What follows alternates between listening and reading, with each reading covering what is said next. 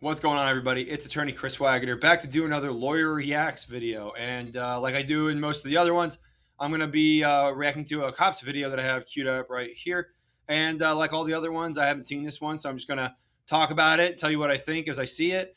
And if you like it, leave me a like. And if you want to see more of this stuff, leave me a subscribe. Okay, let's get into another one. This one's Florida. We're going to an unknown situation right now where a complainant called in stating that it was a female and a male screaming for help walking down the middle of the road. So they're unknown if a car was chasing them or what the deal was. Okay, let's stop. This is already kind of weird. So as in almost every video that I do, I start by talking about the approach. The approach with police matters. How they engage with the suspects, how they come to learn about what's going on, any potential criminal activity. In this situation, it sounds like somebody called in as they were driving past the situation and said that there was screaming. So that's what the cops know driving up to the situation. But now they can see this. There's a car. This is unusual. There's a car parked on the side of the road on a sidewalk. 3 individuals. 2 appear to be female. 1 appears to be male. The male is gesticulating, which is not usually a good sign. That means he's probably at an emotional high, usually angry. So safety is going to be a priority for these police officers because there's 3 of them. It's unusual. It's going to be highly emotional. Luckily, it seems that there's going to be at least 2 police officers there, 2 police cars, probably more, to help control the situation, make sure they're safe, and make sure that they can do an accurate investigation of whatever's going on here. So we'll check out. Let's see what's going on. Did too twice. What now? How are you related to her? That's her daughter. I'm her fiance. I'm her boyfriend. Okay, what happened? You tell me what happened. Hold on, just a second. You tell me what happened, boss man. She gonna go in there, squealing tires and backing out, and come up here back real close by hitting her, and threw her off into the ditch. She's about this close. All right, so what he's describing is an assault, potentially an attempted battery.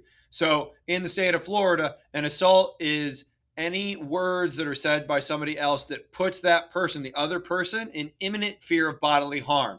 Now, you can do that without words. You can do it with actions, right? So like if I take a baseball bat and I pull back like this to a person that's right in front of me, if they go like this, that's probably going to be an assault. It's actually going to be a felony assault because I have a weapon in my hand. Now, cars are considered weapons, especially in the state of Florida. They're considered weapons depending on how you use them.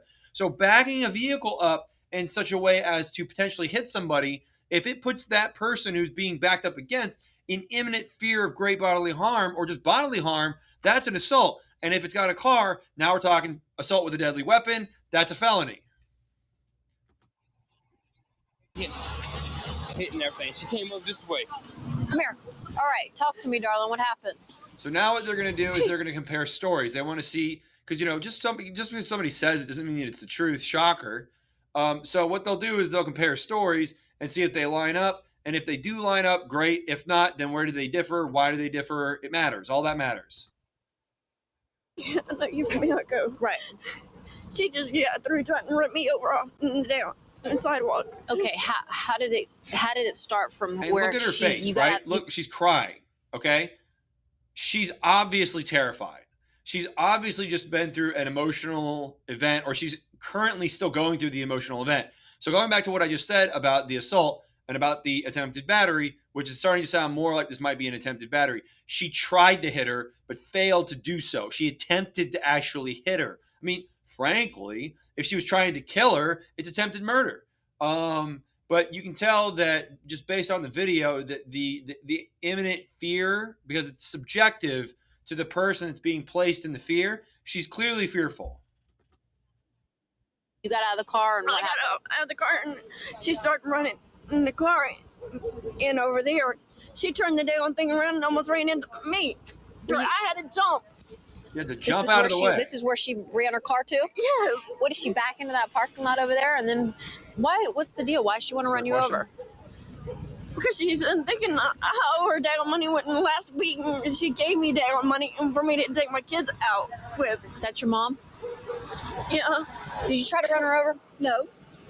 How did your car get over here? I drove it. Over here? On this side? Uh-huh. Well, did you let them out down there? No, she opened the door and jumped out.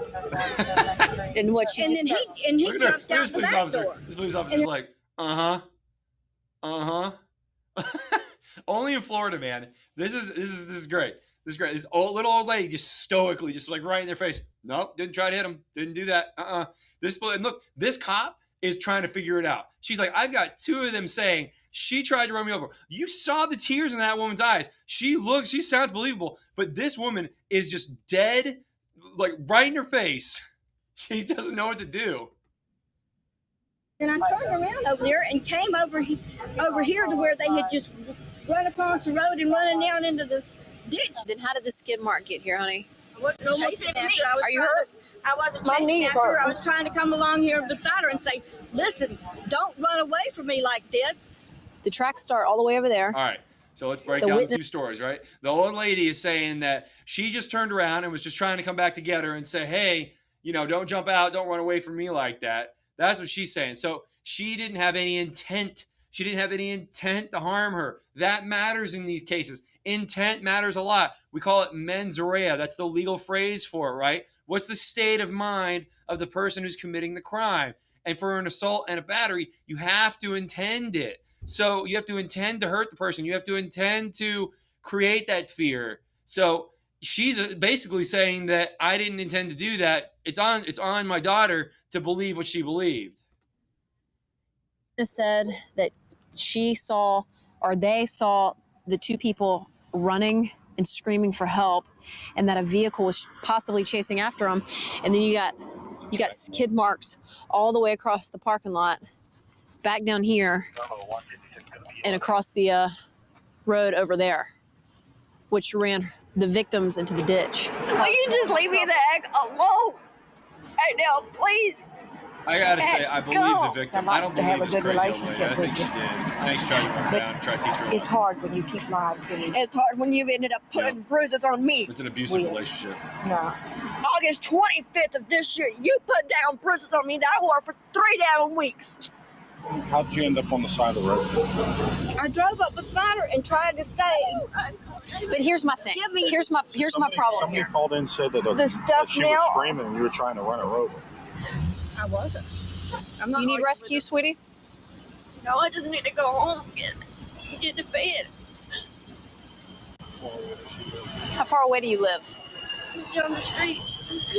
Come here. Have a seat.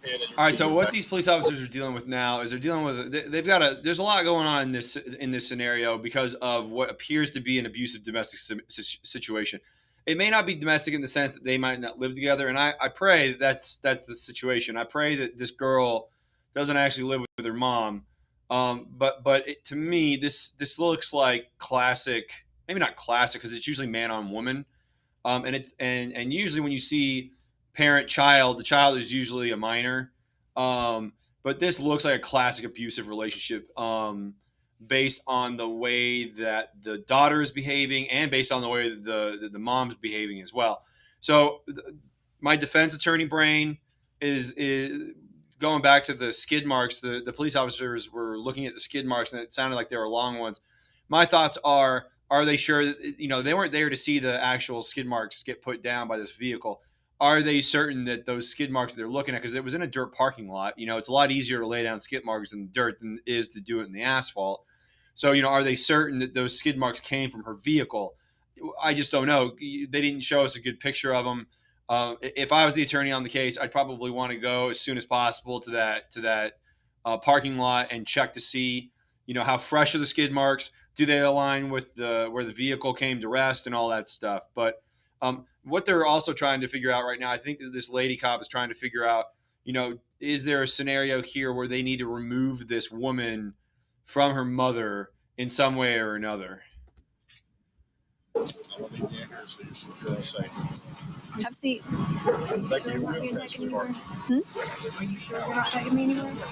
Well, we're detaining you right now. That's the truth right now. So I'll let you know what we're gonna do. Okay. All right, so let's talk about that. There's a difference between being detained and being arrested. Right now, she's clearly communicating to this lady, you're being detained. That means that she's not free to leave because they have a reasonable suspicion that a crime has been committed, and they want to detain her for the purposes of continuing the investigation. However, they have not officially made an arrest yet. I'm suspect that they are going to be arresting her, though, shortly. All right. Well, your mom's being put in jail There you go. tonight for aggravated assault, domestic. Aggravated Okay. assault. That's what I was saying earlier. This has got Aggravated assault is assault with a weapon. The temper under control. The car. So be it. Okay. I don't care if I have to put a restraining order against her. Becky, listen to me, okay? You thought you were talking to your daughter, or y'all were having a dispute over or whatnot, but being that the complainant saw you chasing them down and skid marks on the road and your daughter crying and her boyfriend witnessed to it, it's aggravated domestic assault, okay? Yelling and screaming, and he was calling me a bitch. I understand. However, the evidence right now is against you, okay? So my final takeaways on this one are that I think that this police officer, I think she did a really good job investigating the case. The approach was good.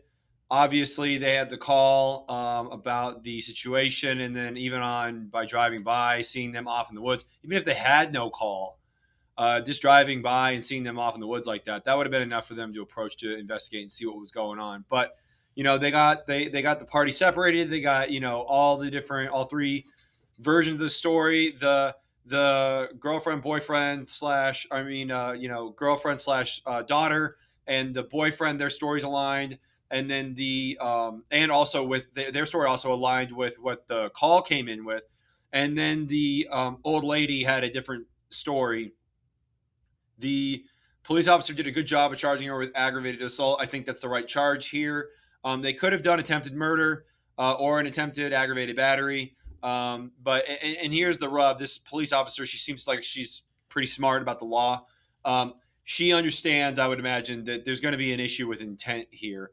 If I was the police officer that got this case, based off of what the old lady said at the scene of the accident, it's going to be tough to infer that her intent was to actually put the girlfriend in imminent fear of the assault, or of great bodily harm with the vehicle. However, and this is what trial's for, a jury could disagree. A jury could think that the angle at which she came at the girlfriend with the vehicle, the speed at which she was coming at her, and then also the tone of her voice, how what she was saying and how she was saying it at the time when the vehicle was bearing down on her, the fact that she had to dive out of the way into the bushes to actually avoid being hit.